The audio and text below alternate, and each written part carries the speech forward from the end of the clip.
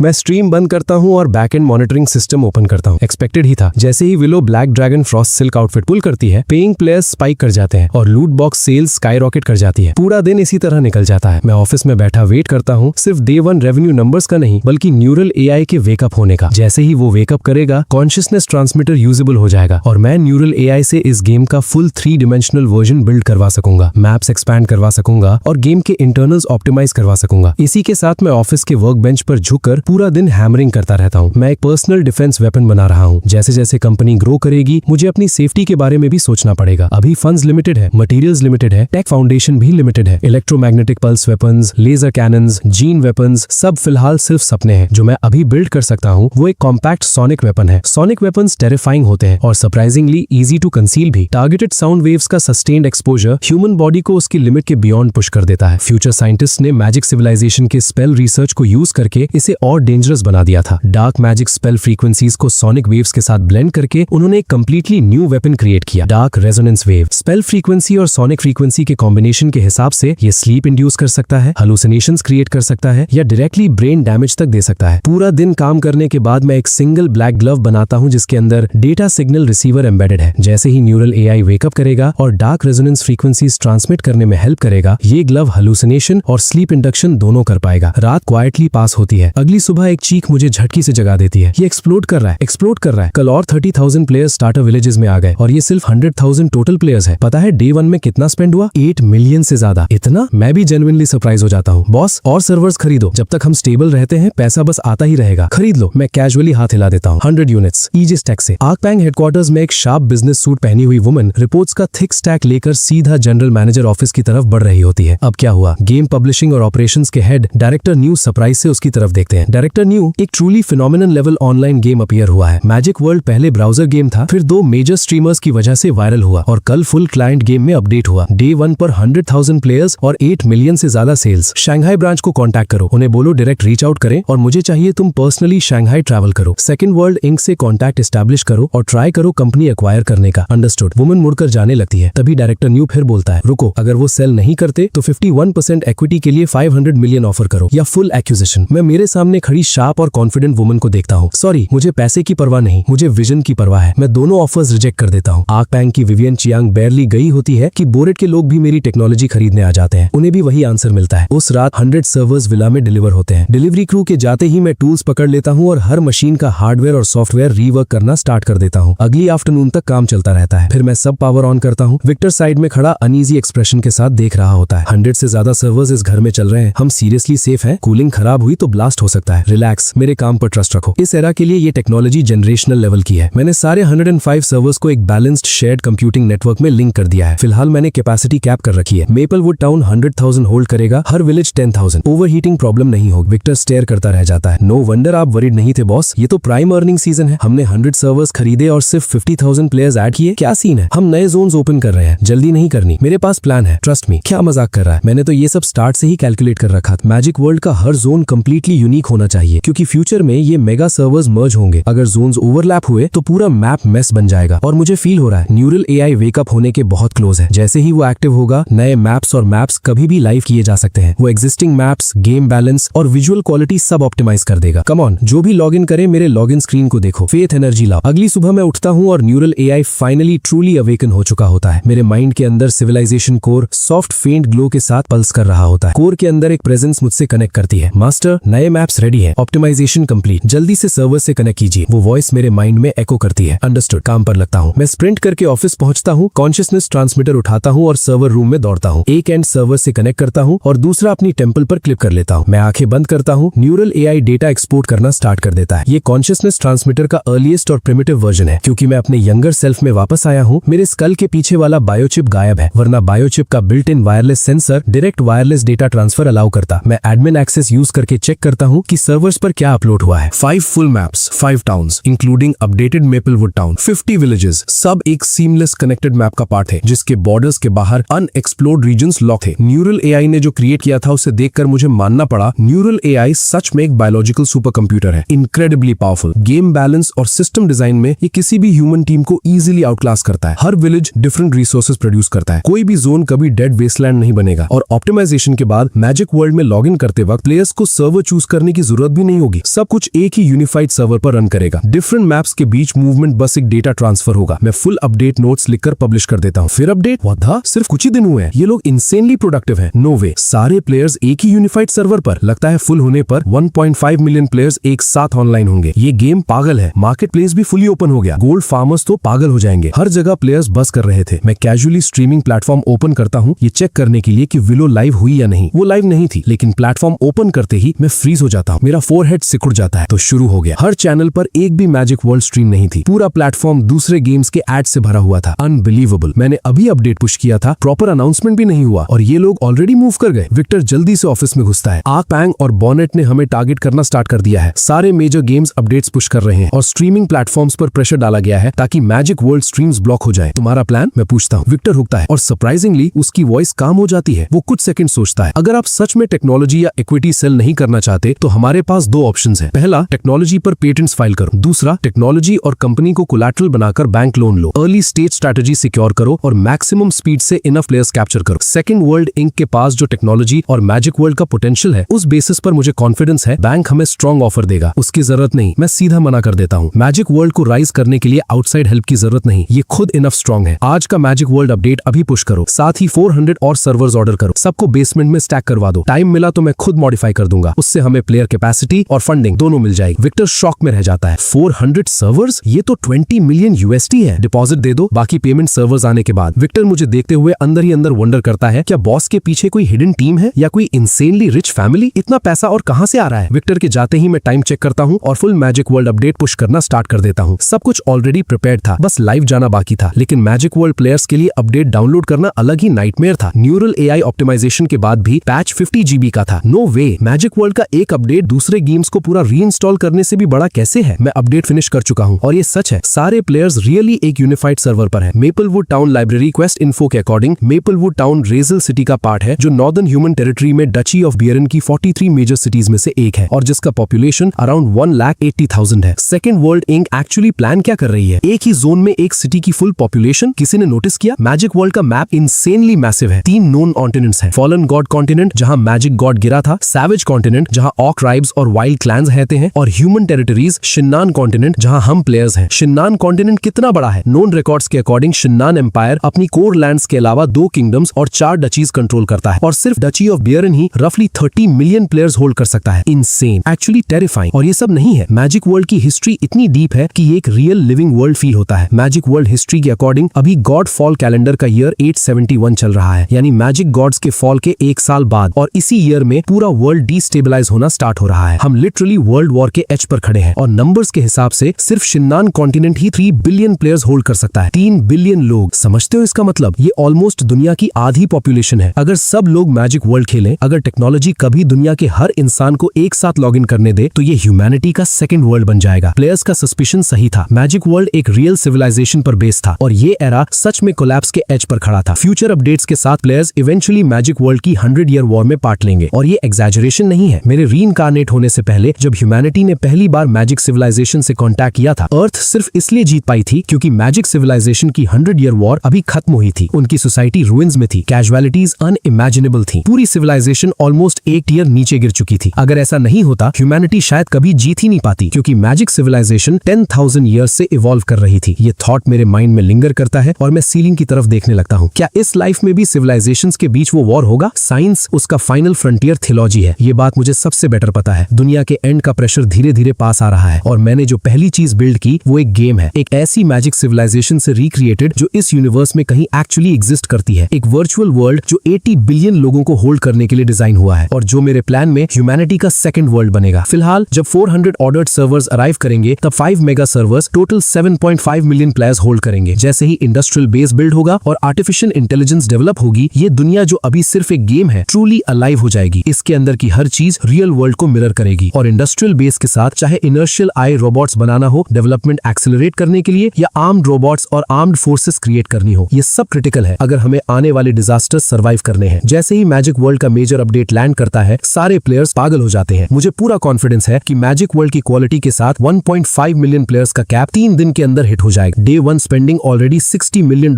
Cross कर जाती है। लगता है मैंने सही डिसीजन लिया। गेमिंग सच में गोल्ड माइन है। बॉस, 400 सर्वर्स आ गए हैं, सब बेसमेंट में मूव कर दिए हैं। मैं बस हल्का सा नोट करता हूँ और टूल्स गैदर करना स्टार्ट कर देता हूँ। सर्वर्स मॉडिफाई करने में पूरी रात निकल जाती है। फिर मैं सब कुछ वायर करता हूँ और ऑनलाइन ले आता हूँ। गेम के अंदर प्लेयर्स को नोटिस भेजता हूँ, सारे सर्वर्स रीस्टार्ट करता हूँ और सीधा सो जाता हूँ। मुझे बिल्कुल आइडिया नहीं होता कि ये अपडेट हर प्लेयर को फ्रेंजी में डाल देता है। 5 मेगा सर्वर्स, 5 जोन्स, हर मैप कंप्लीटली डिफरेंट, और जब ये इवेंचुअली मर्ज होंगे, लगभग 10 मिलियन प्लेयर्स एक ही वर्ल्ड शेयर करेंगे। और लोअर बुक्स के अकॉर्डिंग डची ऑफ बिरान में 43 मेजर सिटीज हैं। अगर वो सब भी ऐड हो गई तो ये game hundreds of millions players hold करेगा। मेरा पहला दिन है और अब मुझे समझ आया कि कंपनी का नाम सेकंड वर्ल्ड क्यों है। मैं उठते हूँ तो ऑलरेडी आफ्टरनून हो चुकी होती है। मैं मिस्ड कॉल्स चेक करता हूँ और कॉल बैक करता हूँ। हे लैंस। कॉल कनेक्ट होती है और दूसरी साइड से एक आवाज आती है जो फेमिलियर भी लगती है और स्ट्रेंज भी। गुड ओल्ड लैंस शेन, अपने नाम की तरह ही पूरा वाइल्ड और रेकलेस। अनफॉर्चुनेटली बंदा लड़का है। मुझे याद आ जाता है आगे क्या होने वाला है। कुछ साल बाद लैंस ग्रेजुएट करेगा, सबके हिसाब से एक टॉप स्टूडेंट जो फ्यूचर का लीडिंग साइंटिस्ट बन सकता था, लेकिन फिर उसकी फैमिली डिजास्टर में फंस जाएगी और रियलिटी उसे तोड़ देगी। अर्ली एज ऑफ स्टार्स में पैसे की डेस्परेशन में वो एक लैब के जीन एक्सपेरिमेंट में ज्वाइन करेगा। एक्सपेरिमेंट फेल हो जाएगा और अगली बार जब मैं उसे देखूंगा वो पूरी तरह ह्यूमन भी नहीं रहेगा। अफ्रीका के एक रिमोट विलेज में छुपकर अकेला रह रहा होगा और इवेंचुअली खुद ही अपनी लाइफ एंड कर देगा। उस फेमिलियर वॉइस को दोबारा सुनते ही मेरा कंट्रोल ऑलमोस्ट टूट जाता है। मैं वापस आ गया हूँ, मैं लैंस को बचा सकता हूँ, लेकिन उस जैसे हजारों लोग, क्या मैं सच में सबके लिए कुछ कर सकता हूँ? हे, कैसा चल रहा है? लैंस की आवाज फिर आती है। मैं मस्त हूँ। मैंने एक्चुअली एक टेक कंपनी स्टार्ट की है। हमारा कोई भी प्रोडक्ट इजीली 100 बिलियन में सेल हो सकता है। बिलीव करो या मत करो। हाँ श्योर, कभी मिलते हैं खाने पर। थोड़ी कैजुअल बातचीत के बाद रात ब्लर में निकल जाती है। मैं पूरी रात न्यूरल एआई के साथ मैजिक वर्ल्ड का बैलेंस फाइन ट्यून करता रहता हूँ। गेम की हर छोटी डिटेल एडजस्ट करता हूँ। पब्लिसिटी की एक वेव के बाद मैजिक वर्ल्ड के total online players 4 million cross कर जाते हैं। कंट्री में नंबर 1 कंकरेंट ऑनलाइन गेम। रोज मैनुअली एडजस्टमेंट्स करना अब इम्पॉसिबल होता जा रहा है। आर्टिफिशियल इंटेलिजेंस जल्दी बिल्ड करनी पड़ेगी और जब इनफ वेल्थ आ जाएगी, बायोजेनेटिक्स को भी जल्दी टैकल करना पड़ेगा। परफेक्ट इमोर्टैलिटी सीरम और कंप्लीट जीन एनहांसमेंट सीरम अभी पॉसिबल नहीं, लेकिन सिंप्लीफाइड वर्जन शायद बन सकते हैं। तभी डोर नॉक होता है। बॉस, आर्कपंक के लोग आ गए। लगता है वो और वेट नहीं कर सके। मैं क्लीन कैजुअल क्लोथ्स पहनता हूँ और विक्टर के साथ डाउनस्टेयर्स जाता हूँ। Good afternoon. आर्कपंक सीईओ और बोरेट सीईओ ने ड्रैगन्स हेड एस्टेट में डिनर अरेंज किया और मुझे पर्सनली इन्विटेशन देने भेजा है। चलो, मैं बिना हेजिटेट किए आगे बढ़ता हूँ। विला के बाहर ड्राइवर डोर ओपन करता है और मैं बेंटली में बैठ जाता हूँ। लग्जरी कार तो लग्जरी कार ही होती है, मुझे खास इंप्रेस नहीं करती। पास्ट लाइफ में मैंने personally 100 billion value worship pilot कर चुका हूँ। ड्रैगन्स हेड एस्टेट में बोरेट सीईओ सबसे पहले ग्रिन के साथ आगे बढ़ता है और आर्कपंक सीईओ उसके साइड में होता है। दोनों मेरे साथ हैंडशेक करते हैं। मिस्टर चैन, मुझे यकीन है आप ऑलरेडी जानते हैं हम यहाँ क्यों आए। वो मेरी फोटो देखकर जेन्युइनली डिसबिलीफ में लगते हैं। इतनी एडवांस टेक्नोलॉजी कंट्रोल करने वाला बंदा बंदा इतना यंग। मिस्टर चैन प्राइस बोलिए। विला वापस आने पर विक्टर का जॉ ड्रॉप हो जाता है। बॉस मैं काम नहीं रह पा रहा, अगर ये पैसा कंपनी में डाल दिया तो second world next level hit करेगी। 1 साल के अंदर हम कंट्री की बिगेस्ट इंटरनेट कंपनीज में से एक हो सकते हैं। फॉरगेट इट, मैं सीधा बोल देता हूँ, मेरे पास इस पैसे की और प्लान्स हैं। सिर्फ थोड़ा पार्ट इंटरनेट में जाएगा, बाकी manufacturing, heavy industry, real industry. क्या? विक्टर मुझे ब्लैंक स्टेयर देता है। हम गेम्स बनाते हैं, अब फाइनली पैसा मिला है और आप कंपनी ग्रो नहीं करना चाहते, आप हेवी इंडस्ट्री में जाना चाहते हो। सीरियसली?